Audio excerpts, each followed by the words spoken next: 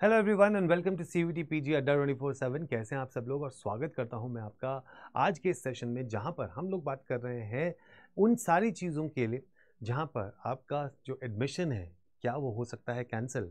तो आज बने रहिए मेरे साथ, छोटी सी वीडियो है, फटाफट से बता के आपको कर दूंगा बिल्कुल निश्चिंत। तो कभी आपने कभी ऐसा सुना है कि पेपर क्लियर होने के बावजूद भी आपको एडमिशन ना मिले या आपका एडमिशन कैंसिल हो जाए? ये कभी कभी चीज़ें होती हैं जब हम कभी अपने डॉक्यूमेंटेशन पे ध्यान नहीं देते। अब जिन बच्चों ने सीयूटी पीजी का एग्ज़ाम दे दिया है, रिजल्ट आ गया है, स्कोर कार्ड आपके सामने आ चुका है, तो अब आता है कि आप बहुत ध्यान से उन चीज़ों को देखें जो हैं कि आपके डॉक्यूमेंटेशन। तो जो लोग कैटेगरी हैं, जिन्होंने भी अपना फॉर्म भरते वक्त जो कैटेगरी भरी थी, उसका प्लीज़ मेक श्योर कि आप एक प्रिस्क्राइब फॉर्मेट जो दिया गया है, उस प्रिस्क्राइब फॉर्मेट में ही आप अपने सारे के सारे डॉक्यूमेंटेशन देख लें। सेकंड, आपको अगर कोई इनकम सर्टिफिकेट या चीज़ बनानी है तो मेक श्योर कि वो उस प्रिस्क्राइब फॉर्मेट में आप बना लें और उसको अपने पास रख लें।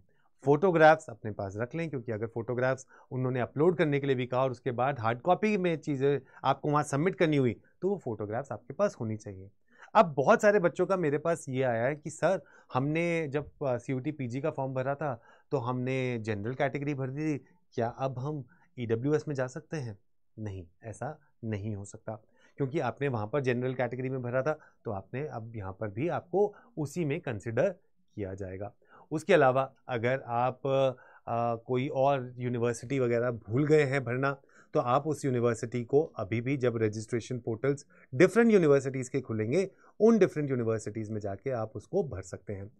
और इसमें ध्यान रखिए कि जितनी भी आपने हर चीज़ वहाँ पर रखी है, जैसे अगर आपका कोई ग्रेजुएशन आपने थोड़े टाइम पहले करी थी और फिर अपना बीच में गैप आ गया है, तो उस गैप का एक सेल्फ डिक्लेरेशन फॉर्म होता है जो आपको मिल जाता है। कई बार ये यूनिवर्सिटीज़, जो इंडिविजुअल यूनिवर्सिटीज़ हैं, वो भी दे देती हैं, और कई बार आपको ये एनटीए की साइट पे तो वहाँ पर दे ही रखे हैं उन्होंने लिस्ट ऑफ डॉक्यूमेंट्स में, तो वो भी आपको लेना पड़ेगा। उसके अलावा अगर कोई यूनिवर्सिटी कुछ स्पेसिफिक चीज़ें मांगती है, जैसे फॉर एग्जांपल अगर आप अपने फाइनल ईयर ऑफ ग्रेजुएशन में हो, तो आपसे वो एक प्रोविजनल जो आपकी मार्कशीट है या जो प्रोविजनल चीज़ है तब तक अगर आ गई रजिस्ट्रेशन के समय तक, तो वो मांगेंगे। नहीं तो वो आपका लास्ट ईयर जो आपका या लास्ट सेमेस्टर की जो मार्कशीट है वो मांगते हैं, और फिर आपको कुछ टाइम दिया जाता है, जैसे कि कुछ यूनिवर्सिटी सितंबर तक का, अक्टूबर तक का टाइम देंगी, जहाँ तक आप अपने जाके अपने सारे के सारे डॉक्यूमेंट्स को फुलफिल कर सकते हो अपने फाइनल ईयर ग्रेजुएशन का।